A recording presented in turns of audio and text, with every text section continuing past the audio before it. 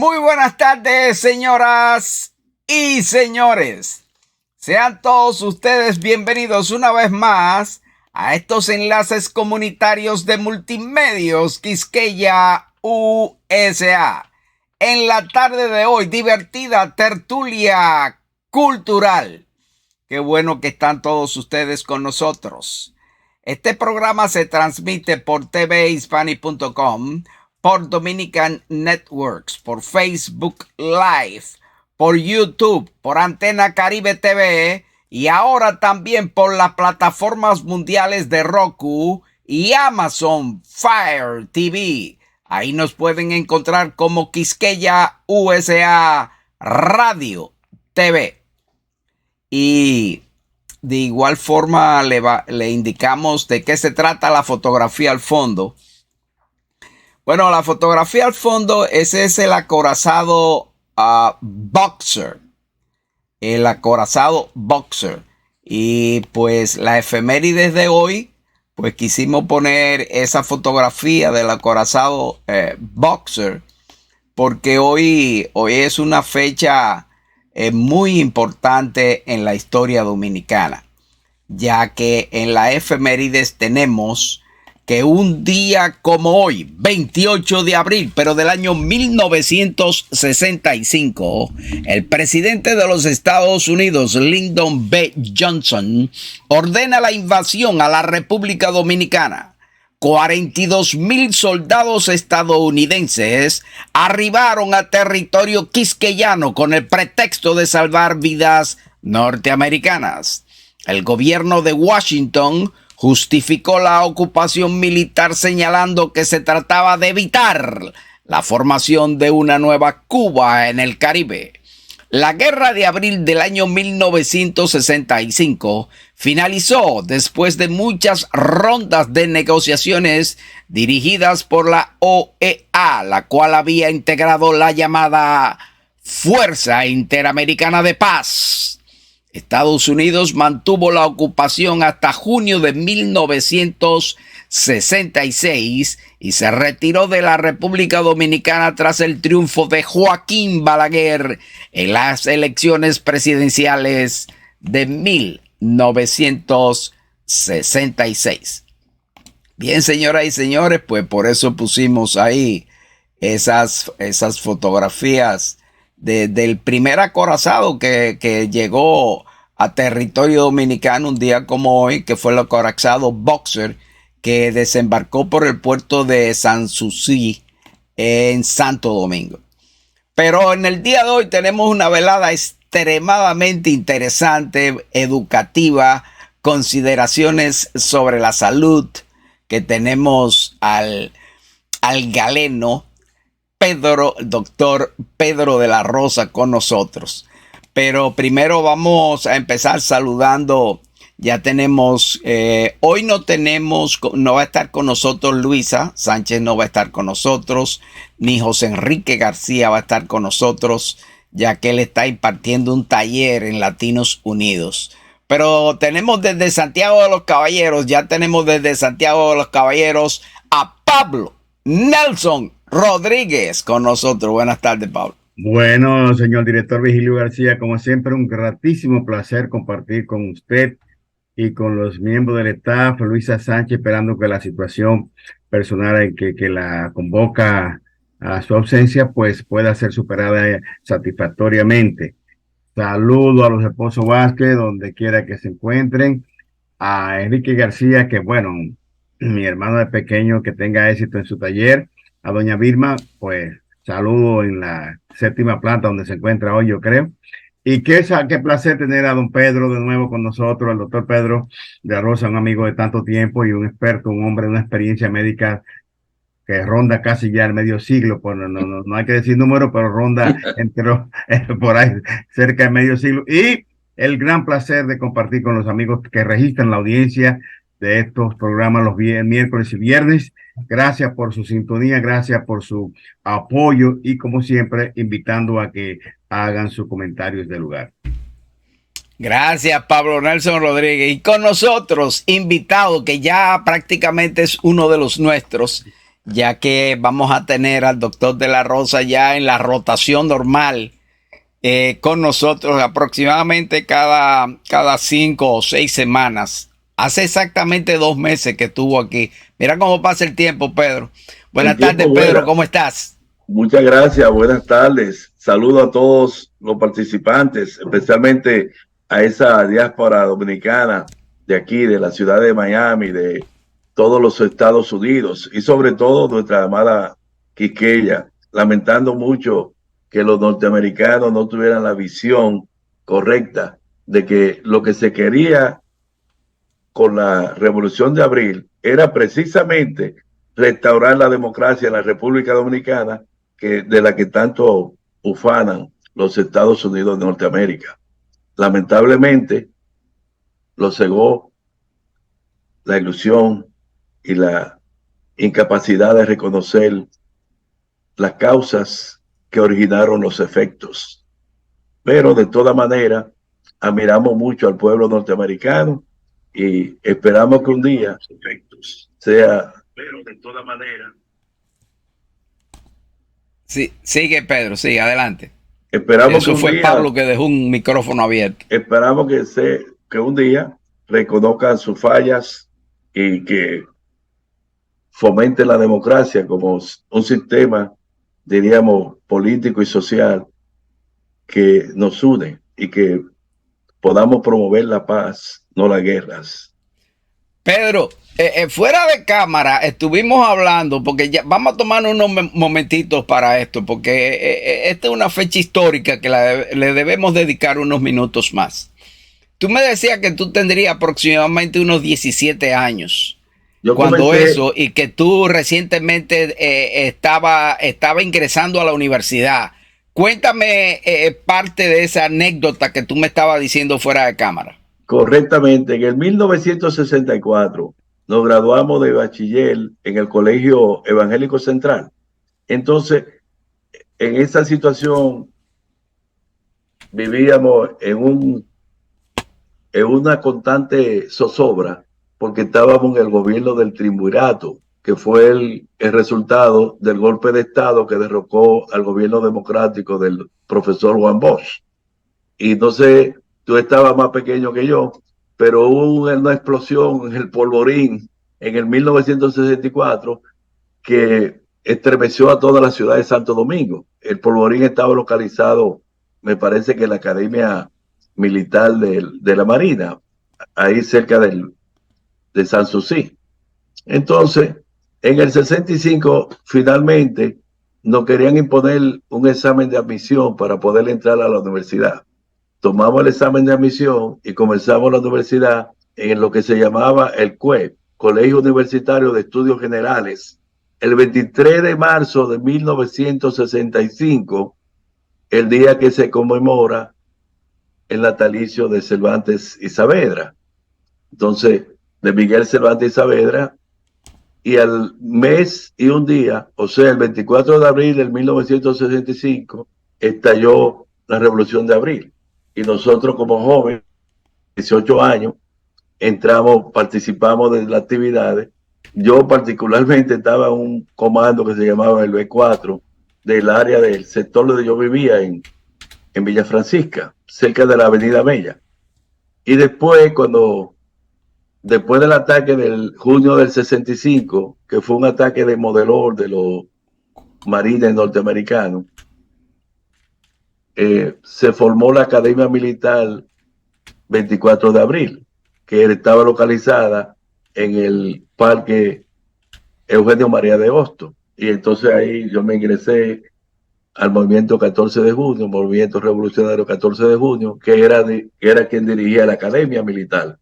Entonces hasta el final de la revolución, después seguimos los estudios en la Universidad Autónoma de Santo Domingo, mantuvimos un asedio completo en contra de la mal llamada Fuerza de Intervención de Paz. Habían los brasileiros, habían nicaragüenses, habían otros militares integrantes de la mal llamada Fuerza Internacional de Paz, porque frustraron la decisión del pueblo dominicano de querer restaurar la democracia, trayendo de nuevo al profesor Bosch al poder después de el golpe militar que fue avalado por la ultraderecha dominicana. La Iglesia Católica lamentablemente tuvo participación activa con los mítines de afirmación cristiana que fueron diríamos, la estrategia para desarrollar el golpe militar contra el gobierno democrático después de 31 años de dictadura del gobierno de Trujillo. De manera que las consecuencias son todo lo que hemos pasado, desmembrar el movimiento revolucionario, buscando razones traídas de los cabellos, de que se iba a enterar un sistema comunista como el de Cuba.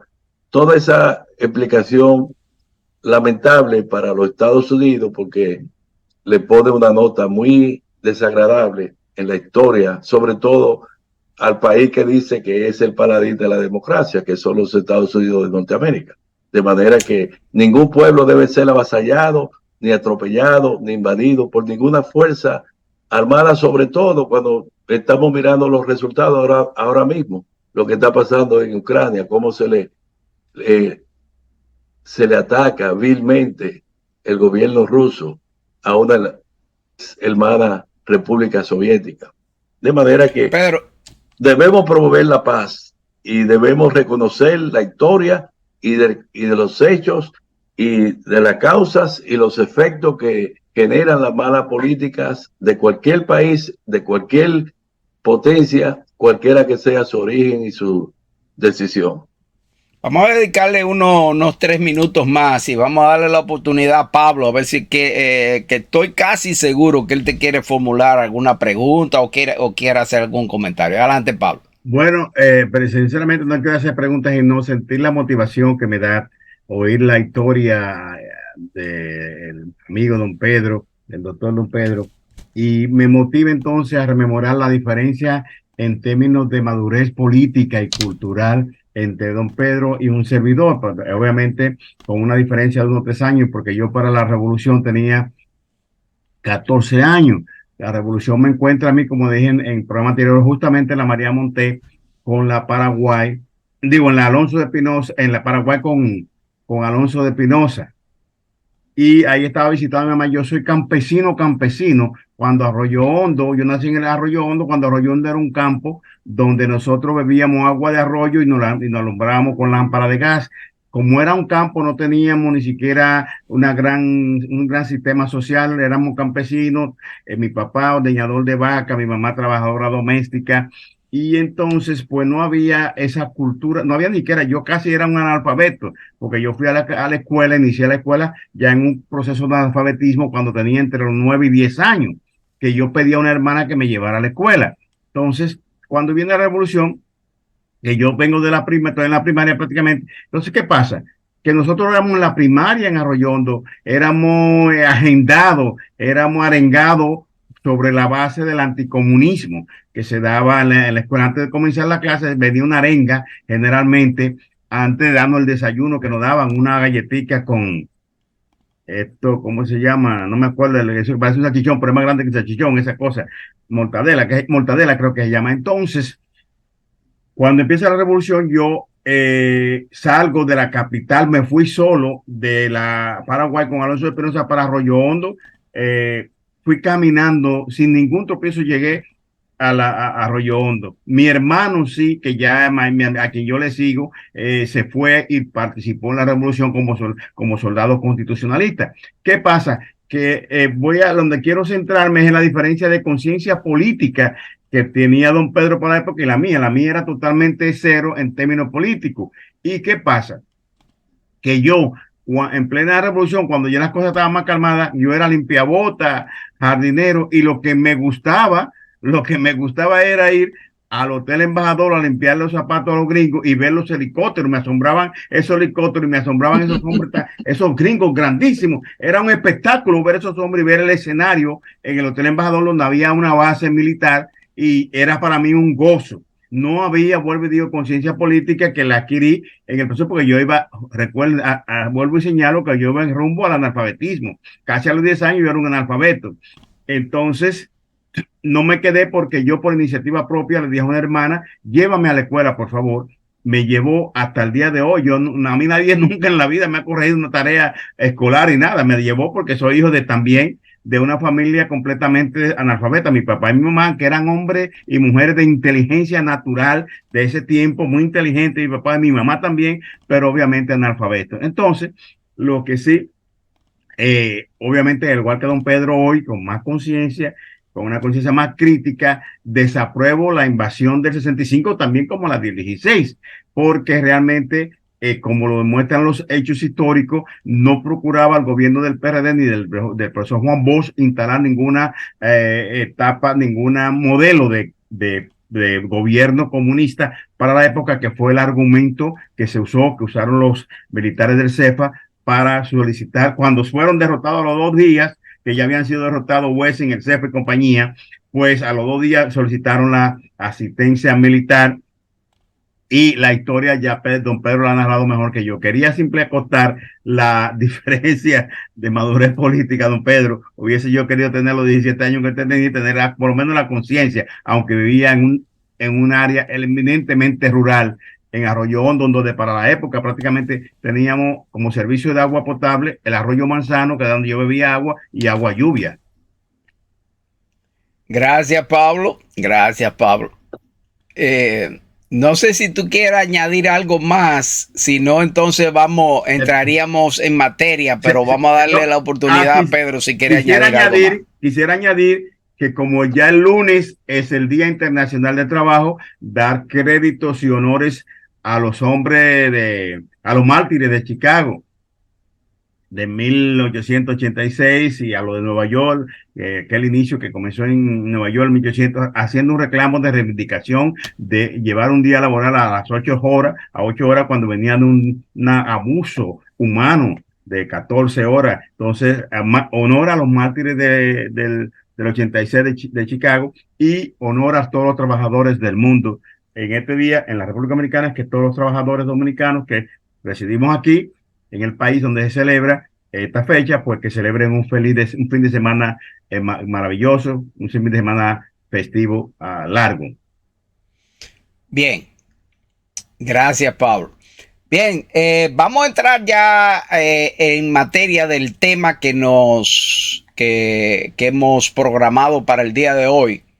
Hemos invitado al doctor Pedro de la Rosa. El tema que tenemos hoy es sobre consideraciones sobre la salud, pero hablando fuera de cámara, estuvimos hablando con el doctor de la Rosa, y Pedro, pues, háblanos un poquito, Pedro, ¿qué te parece si empezamos con hablándonos un poquito de la historia de la medicina, desde sus inicios? ¿Qué te parece, Pedro? Correctamente, debemos remontarnos al pasado. La historia de la medicina se centraliza básicamente en Grecia. Allá, en la época del paganismo, existían los dioses míticos del Olimpo griego, y específicamente el dios Hermes es el mensajero de los dioses, que los romanos le llaman Mercurio.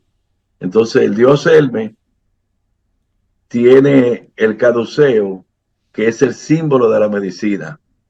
El símbolo de la medicina se caracteriza por 2 serpientes que se enroscan en un tallo, y tienes 2 alas que representan el elemento aire.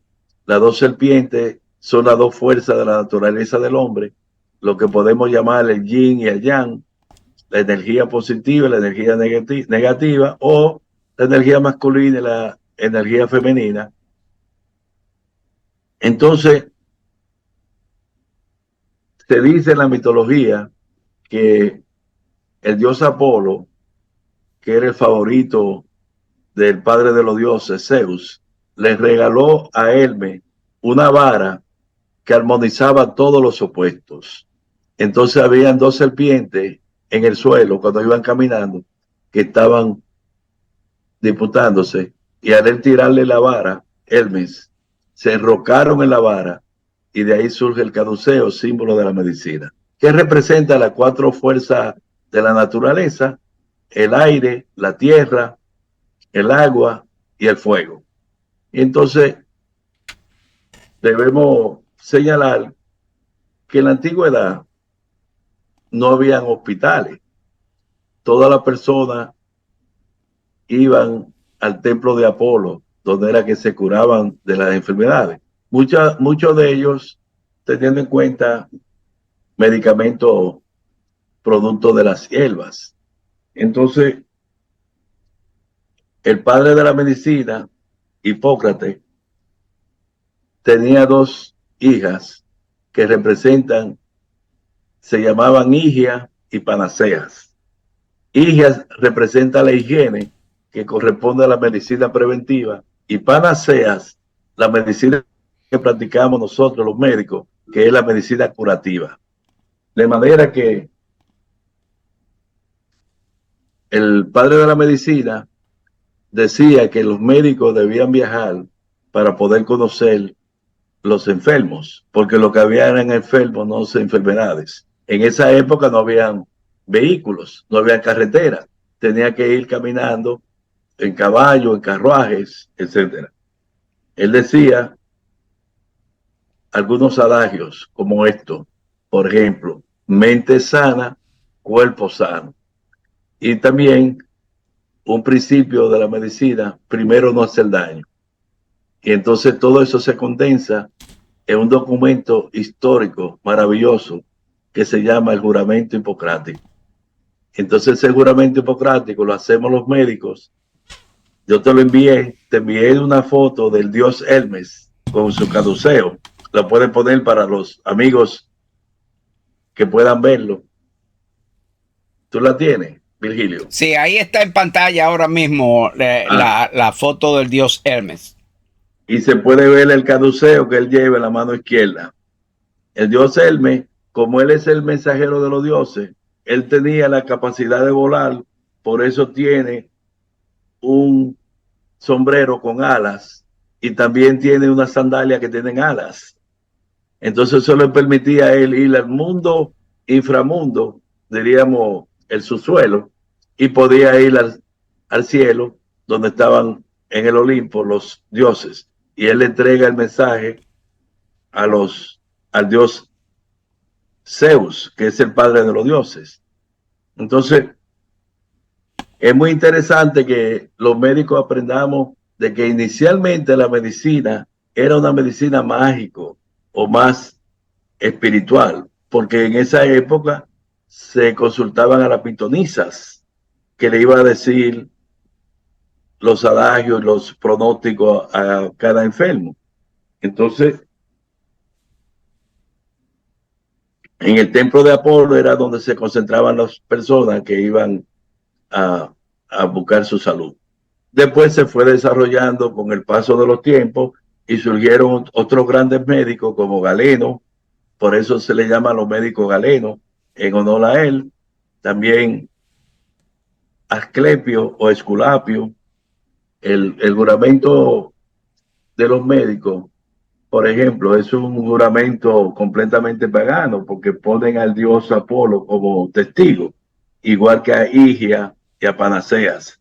Es importante que los médicos sepamos eso y sepamos también de la historia de la medicina, que siguió evolucionando hasta llegar a la Edad Media, o diríamos antes de llegar a la Edad Media, en época de que el Imperio Romano invadía Judea, nace Jesús, el Cristo. Entonces, Jesucristo tenía un poder extraordinario de sanación y podía sanar a los enfermos.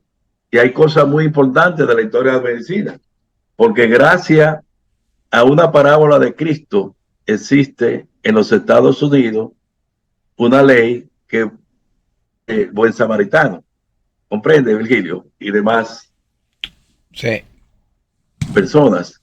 Esa ley protege a cada persona que encuentre un enfermo en la carretera o en cualquier lugar y lo asista. Llamar al 911 en lo que llegue la ambulancia y la asistencia médica.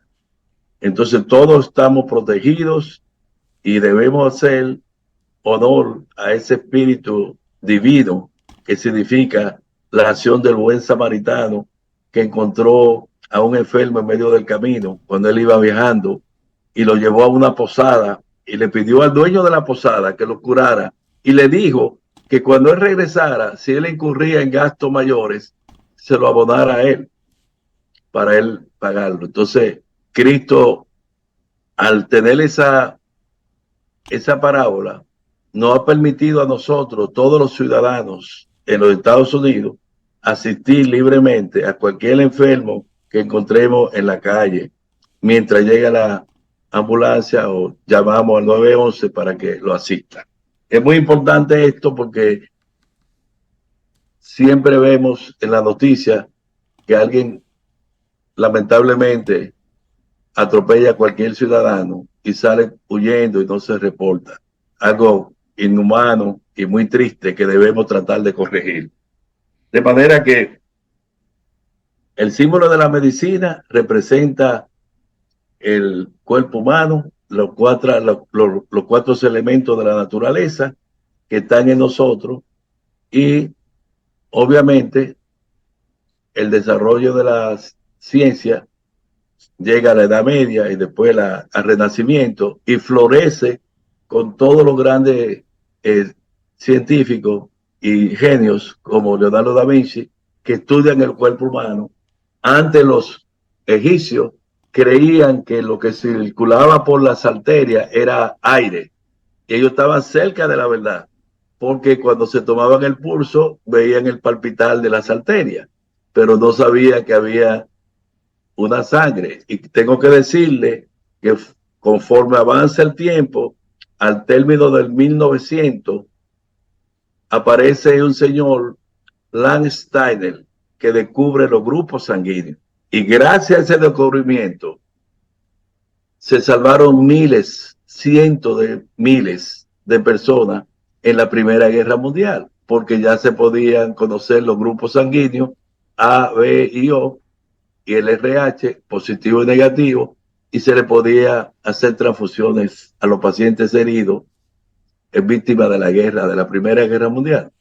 Obviamente, siguió el desarrollo hasta nuestro día, que ya ustedes pueden conocer, como la medicina avanzada, que ya no es una medicina mágica o solamente un arte que practicaban los chamanes y los sacerdotes de la antigüedad, sino los médicos que practicamos un arte sagrado, pero que a la vez también es una ciencia que va desarrollándose y evolucionando a través del tiempo. Bien. Pablo estuvo en un hospital allá en Santiago, duró casi un mes. Porque a Pablo y a mí, a ambos nos dio el COVID, pero a Pablo le dio mucho peor que a mí. Pablo estuvo entubado y todo eso, Pedro. Pablo, dime una cosa. El tratamiento que tú recibiste, ¿qué tú nos puedes decir con relación? Pedro habló del juramento de Hipócrates. Hipocrático. Sí. ¿Tú crees que los médicos dominicanos en la actualidad se ajustan a ese juramento?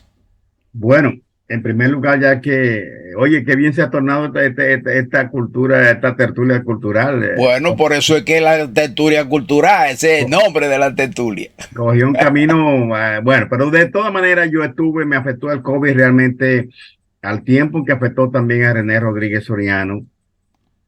Unos días después que él se descubrió lo que tenía, pues ya yo también estuve afectado. Y duré interno 12 días, de los cuales 10 fueron prácticamente en intensivo. Yo no sabía que estaba tan grave de muerte, pero los médicos en ningún momento me garantizaron después que vida. Sí, que siempre pensaban que si dormía, si amanecía, no moría y eso no pasaba la noche. E inclusive llamaron a parte de mi familiar diciéndole que se preparen porque ellos no garantizaban ningún nivel de vida para mí. Y en ese estado pero yo nunca lo supe porque realmente nunca perdí el conocimiento, aunque sí estaba dentro del estado grave. No me llegaron a entubar porque cada vez que discutieron entubarme, pues la oxigenación daba un cambio positivo, subía unos grados, 5, 10, no sé cuánto. Y recuerdo lo más sensible, la experiencia más linda que tengo de esto es la, el afecto que todavía me causa mucha emoción hablar del staff de enfermería del sistema sanitario, porque los enfermeros son prácticamente los únicos seres humanos con que tú tienes contacto directo como ser humano, como técnico, como profesionales de la medicina. Los médicos, en este caso, que era un caso de crisis, especialmente los doctores reciben los reportes de laboratorios, ven los grados y la gravedad o no, y determinan y ordenan al tratamiento que las enfermeras deben seguir. Pero en este caso, peor todavía era para mí, porque en ese momento yo no pude ver la cara de ninguna enfermera.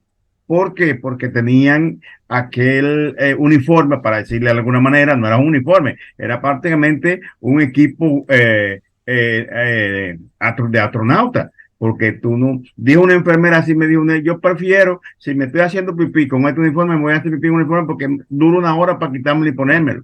Entonces, a mí todavía al día de hoy desarrollé una gran afección, un gran afecto, una gran valorización por el staff de enfermería, porque realmente fue el del único sector profesional y humano que recibí cariño, afecto y atención. Hasta en un punto que aún dentro de mis estados de salud yo me sentía totalmente sucio, muy sucio, me molestaba la suciedad de mi cuerpo y estaba muy flaco, había perdido unas 26 libras.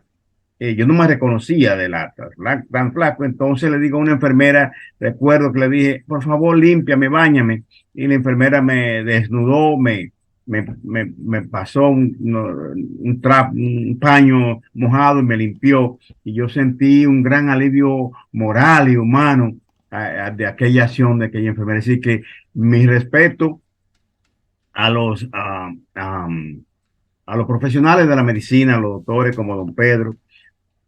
En este caso, como digo, desarrollé una gran afección, un gran respeto por el staff de enfermería, que mis mejores créditos, afectos para los médicos. Y concluyendo, sí, yo creo que los médicos, la medicina dominicana tiene un gran nombre. Por eso es que la comunidad médica dominicana en Estados Unidos, que ustedes conocen, ha tenido un gran desarrollo, porque la preparación, las escuelas médicas dominicanas son buenas y lo demuestran nuestros médicos migrantes. Doctor Pedro, lo que nosotros conocemos más íntimamente, el doctor fallecido en paz de cáncer, Héctor Jiménez, Rafael Antún, este director que no recuerdo el nombre, creo que Villanueva, que dirigió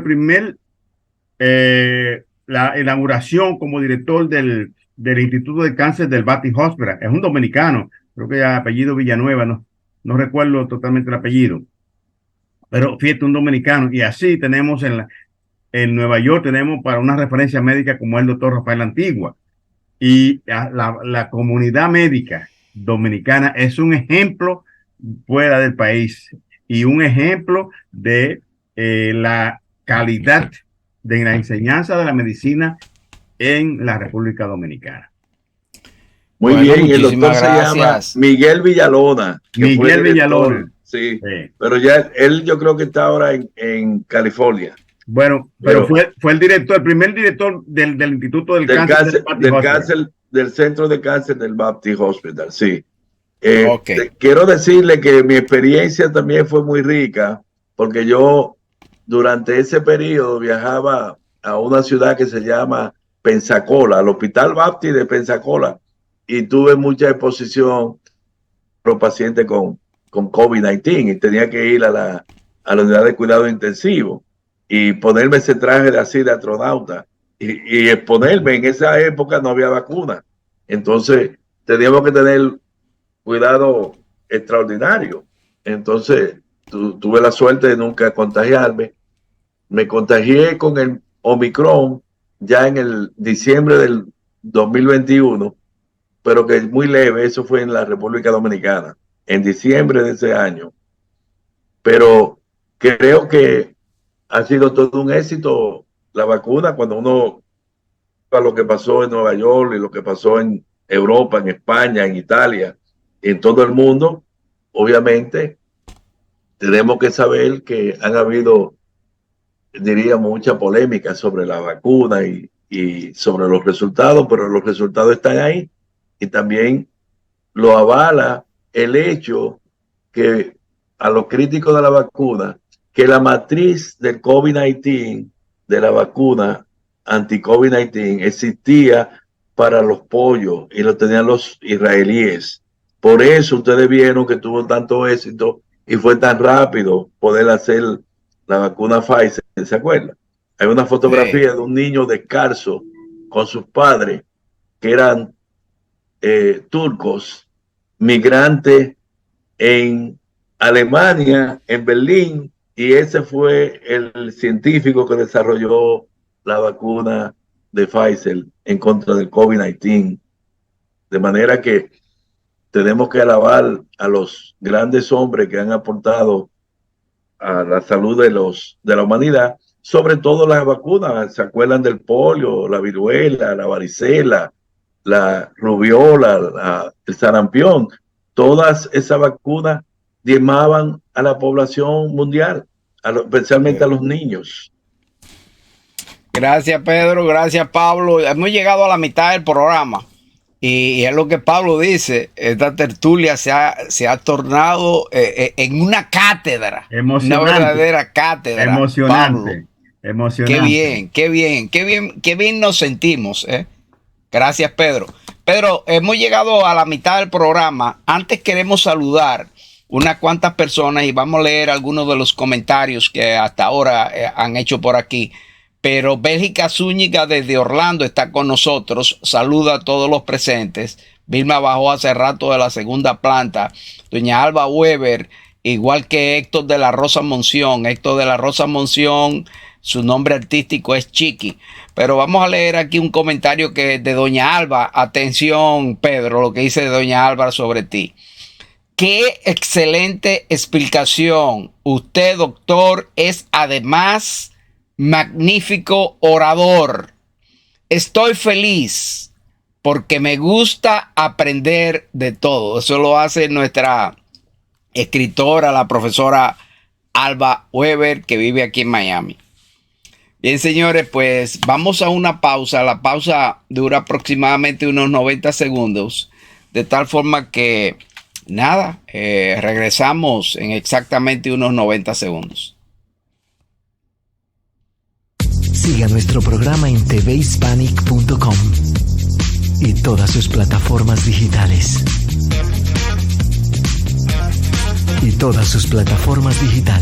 tvhispanic.com, 24 horas contigo.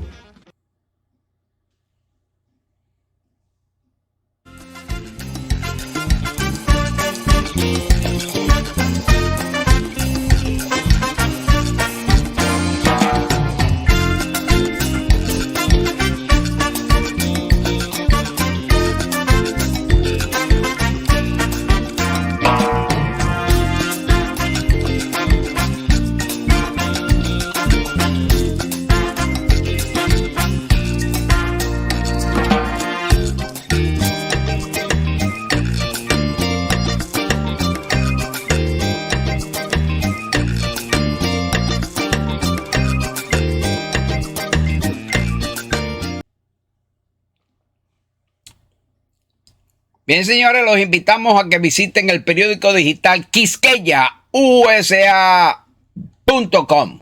Ahí pueden encontrar todas las noticias de más relevancia. Bueno, vamos a la segunda parte de nuestro programa. En esta segunda parte vamos a seguir conversando con nuestro panel y en especial con el doctor Pedro de la Rosa. En esta segunda parte, el doctor de la Rosa, quisiéramos que usted nos dé unas pinceladas sobre, sobre la prevención de algunas enfermedades comunes o recurrentes, como las medidas de prevención, algunas consideraciones sobre estas enfermedades, que algunas de ellas son propias de hombres, otras son propias de mujeres. Así que una vez que usted encienda los micrófonos, doctor de la Rosa, los micrófonos son todos suyos de nuevo. Adelante, Pedro. Bueno, vamos a empezar con las damas. Las mujeres, obviamente, tienen una condición natural que se llama la menstruación. Por eso tienen una pérdida obligada de sangre entre el periodo de la pubertad, de los 11, 12 años, hasta la menopausia, que sería ya a eso de los 45, 50 años. Por eso la hemoglobina de las mujeres es más baja, porque ellas pierden por un mililitro de sangre, 1 miligramo de hierro. Entonces, si tiene 3 a 5 días de menstruación, pues va a perder, dependiendo de la cantidad de sangre que pierde en ese periodo. Pero hay una condición que se llama hipermenorrea, que son aquellas jóvenes que pueden tener dificultad y pueden tener sangrado abundante. Ya necesita la visita a un ginecólogo que le pueda regular su ciclo menstrual. Por eso, muchas mujeres jóvenes se presentan con anemia ferropénica, que es como se llama cuando hay baja de hierro por la pérdida abundante de sangre por la menstruación.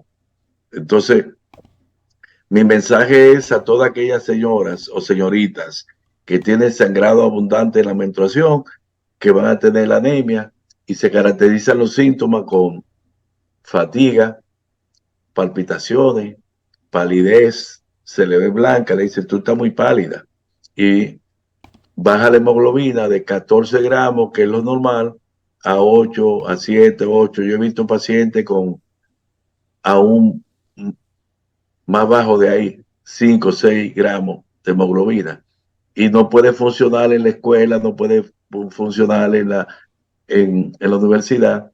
Y muchas veces, si tienen hipermenorrea, o sea, pérdida abundante de sangre, cuando se embarazan, tienen deficiencia de hierro, y por cada embarazo tienen que suministrarle hierro al niño que está gestando. De manera que es importante, todas aquellas señoras que tengan hijas, adolescentes o señoritas que tengan sangrado abundante, que pueden presentarse con estos síntomas de anemia, palpitación, dificultad respiratoria, mareo, tienen que visitar a su médico primario que la refiera al hematólogo. En los hombres podemos tener en cuenta. Pedro, Sí. antes de tú entrar al asunto de los hombres, yo tengo una pregunta.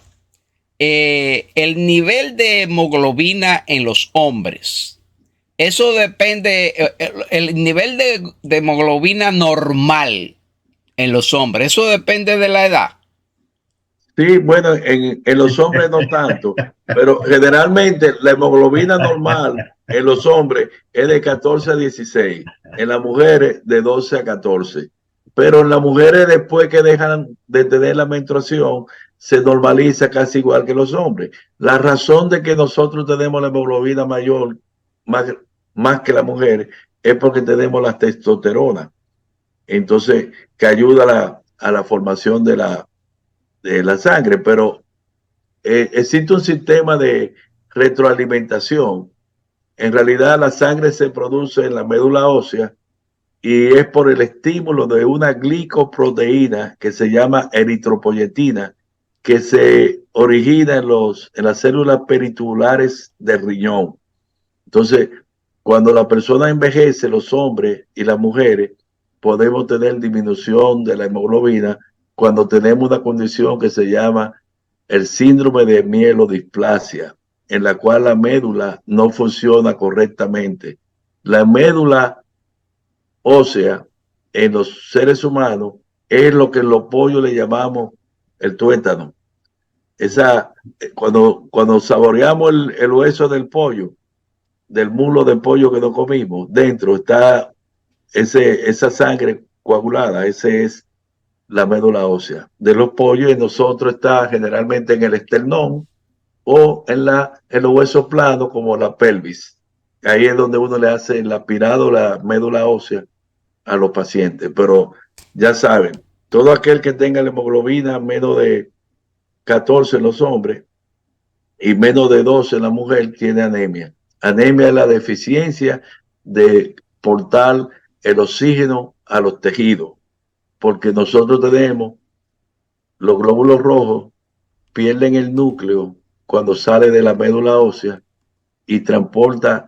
Cada glóbulo rojo tiene 300 millones de moléculas de hemoglobina. ¿Ustedes se imaginan eso, los millonarios que somos?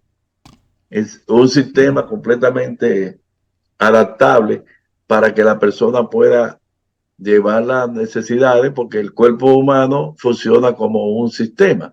Por eso es que el sabio Leonardo da Vinci hizo el hombre de Butreo, que toca el círculo y el cuadrado en representación del microcosmo con comparación al macrocosmo. Nosotros somos imagen, estamos hechos a imagen, a semejanza de Dios, y por eso tenemos todas las proporciones normales, sagradas, que tenemos la misma medida de la mano, el antebrazo, el brazo, y así podemos buscar todas las proporciones normales.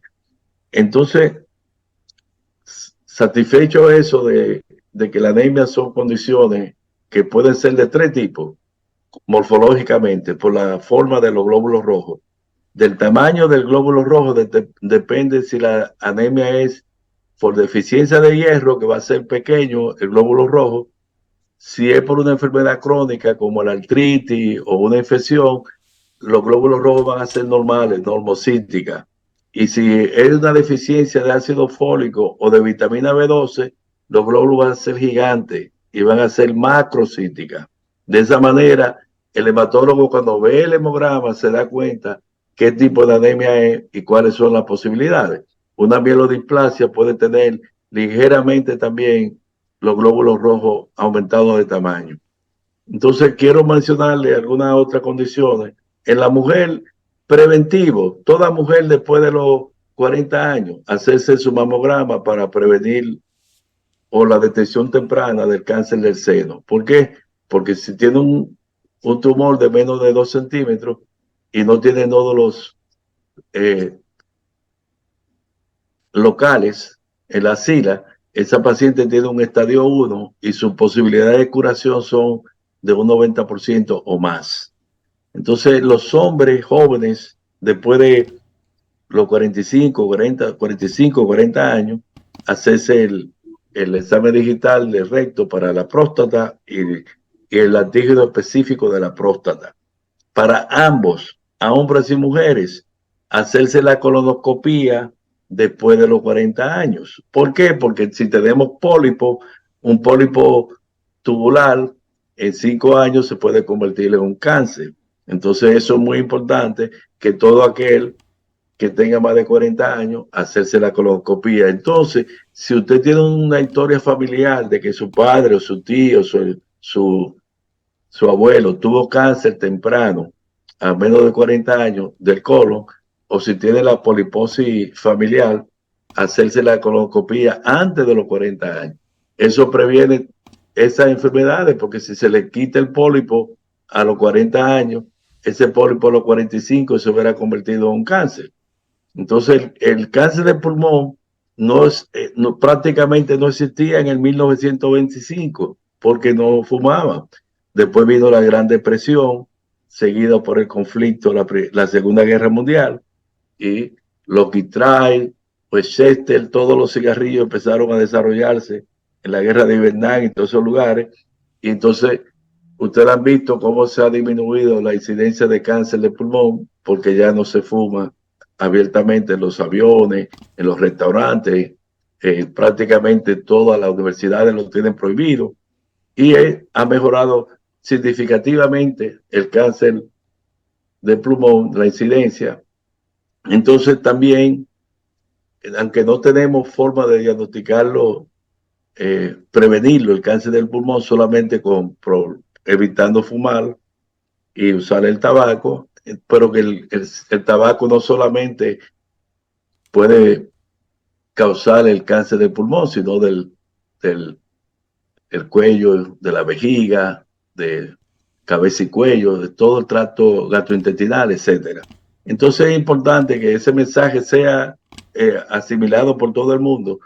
La medicina preventiva nos ayuda a prevenir el cáncer o a detectarlo tempranamente, y eso incide directamente en la mejoría del paciente, el aumento de la vida, y que la persona pueda restablecerse rápidamente. Ahora hemos avanzado muchísimo en términos de los tratamientos que tenemos para cáncer, porque ya hemos ido siendo más selectivos. Ahora tenemos inmunoterapia, tenemos la terapia de Diana, o sea, lo que le llaman en inglés targeted therapy, que podemos tratar como, por ejemplo, la leucemia linfocítica crónica en los pacientes que están afectados con pastillas sin tener que usar quimioterapia, o con leucemia mielocítica crónica también con pastillas. Y muchos pacientes con enfermedad avanzada pueden tener una buena calidad de vida con agentes como la inmunoterapia. Ok, nos quedan escasos 4 minutos de programa, así que Pablo Nelson Rodríguez, una pregunta que sea breve y la respuesta breve también, Pedro, porque nada más nos quedan unos 4 minutos de programa. Adelante, Pablo. Doctor, hay una edad X donde los médicos ustedes recomiendan que ya la colonoscopia no es un análisis de laboratorio importante, o que puede ser ya detenido. La colonoscopia se debe hacer cada 10 años en los pacientes que primero se hace la colonoscopia de 40 a 50 años. Si no tiene pólipos y la colonoscopia está completamente normal, se hace cada 10 años. Si en el próximo 10 años tiene un pólipo o dos, entonces se tiene que repetir de 3 a 5 años, dependiendo de la naturaleza histológica del pólipo. Hasta llegar, yo diría, ya si al 80 está negativo la colonoscopia, está normal, pues ya eso está a opción del paciente y de la capacidad que tenga de funcionar, porque hay muchas personas que somos mayores, como yo, que tengo 76 años, que mi padre murió a la edad de 104 años, pero ya.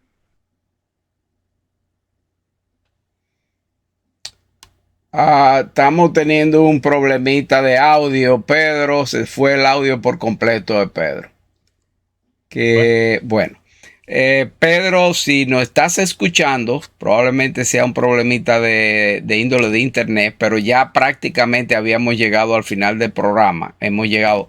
Señores, nos queda, vamos a escuchar, vamos a cerrar con la canción. Gracias, Pablo, Gracias, Pablo Nelson Rodríguez, por haber estado con nosotros. Y Pedro, Pedro se nos fue prácticamente del aire. Tenemos audio, pero no tenemos video de Pedro. Bien, señoras y señores, pues en estos momentos vamos a... Gracias, Pablo, de nuevo te repito. Muchísimas gracias, Pablito, por haber estado con nosotros y tu participación fuera de serie, como siempre. Muchísimas gracias, Pablito. ¿Vas a salir hoy para algún sitio, Pablo? Lógico, hay que dar una... Hoy es viernes y aquí en el país el cuerpo lo sabe. Ok. Pablo, gracias de nuevo. Muchísimas gracias, Pablito. Nos vemos el miércoles, que ya Luisita va a estar de regreso con nosotros. Bien, señoras y señores, den share o compartir. Todavía nos quedan unos minutos de programa, pero ahora vamos a escuchar una canción especial que nos mandara el maestro José Vázquez, que dicho sea de paso está en el área de Nueva York. Él y doña Isabel están en el área de Nueva York. Lo más probable que nos estén viendo. Pero si no nos están viendo, sabemos que esto lo va a ver diferido. Vamos a escuchar. Esos traguitos de esa guitarra no dan tiempo para Nueva York para. Bueno, eso depende, Pablo. Eso depende. Es capaz de entrar ahorita, casi terminando el programa. Gracias, Pablito. Señores, vamos a escuchar entonces la canción que nos enviara el maestro José Vázquez, Para Vivir, de Pablo Milanés. Disfrutemos.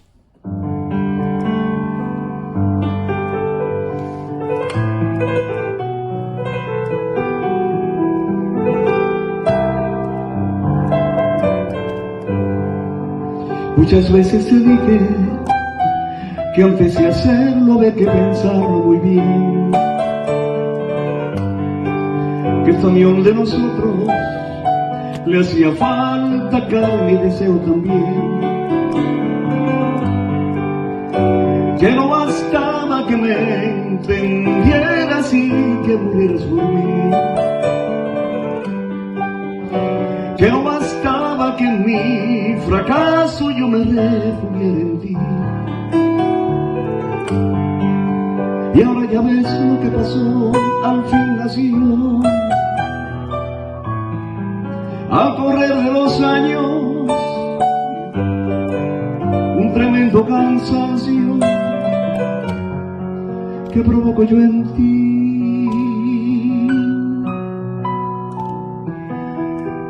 Acto que llaman amor para vivir.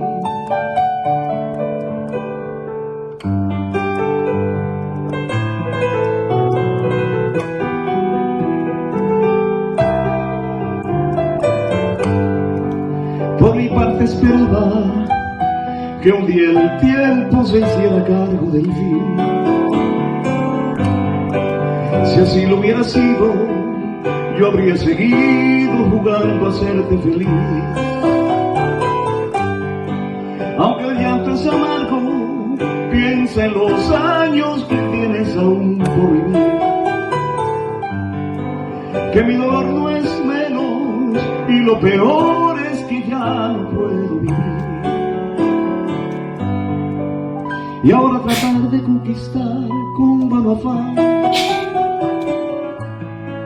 este tiempo perdido que nos deja vencido sin poder conocer eso que llaman amor para vivir, para vivir.